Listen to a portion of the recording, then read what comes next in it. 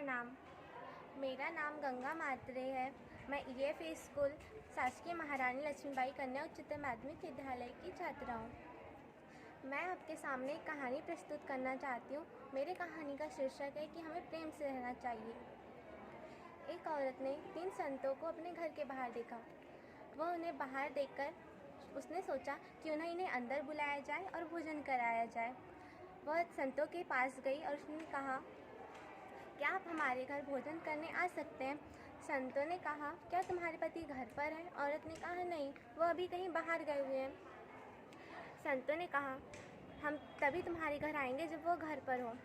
कुछ समय पश्चात उसके पति घर आ जाते हैं। वह अपने पति को सारी बातें बताती है। उसका पति बोलता है, ठीक है, तुम जाओ और उनसे कहो कि अब मैं घर आ गया हूँ और उन्हें आदरपूर्वक घर लेकर आओ और भोजन कराओ।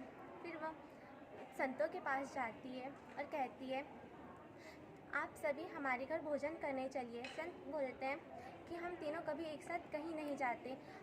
मेरा नाम धन है और इशारों से कहते हैं उनका नाम सफलता और प्रेम है। तुम्हें अपने पति के साथ तय करना होगा कि हम तीनों में से किसे बुलाना है।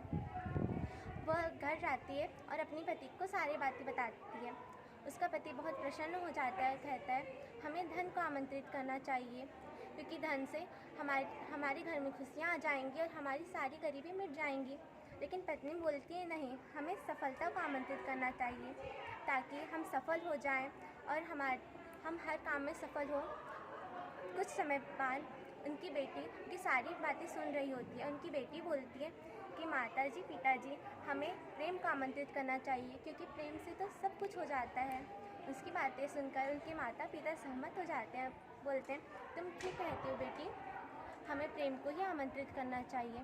फिर वह बाहर जाती है और संतों से कहती है, आप तीनों में से जिस किसी का नाम भी प्रेम हो, कृपया वो मेरे साथ भोजन करने के लिए घर चले।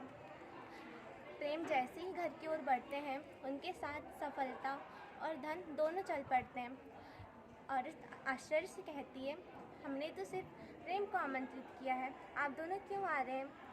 उनमें से एक संत बोलता है कि अगर तुम सफलता और धन को आमंत्रित करते तो हम दोनों में से कोई एक ही आता, लेकिन तुमने प्रेम को आमंत्रित किया है, इसलिए हम सब आएंगे क्योंकि जहाँ प्रेम होता है वहाँ पर धन और सफलता दोनों स्वयं चले आते हैं। इसलिए हमें हमेशा प्रेम से रहना चाहिए। वो तीनों अच्छे से भोजन करके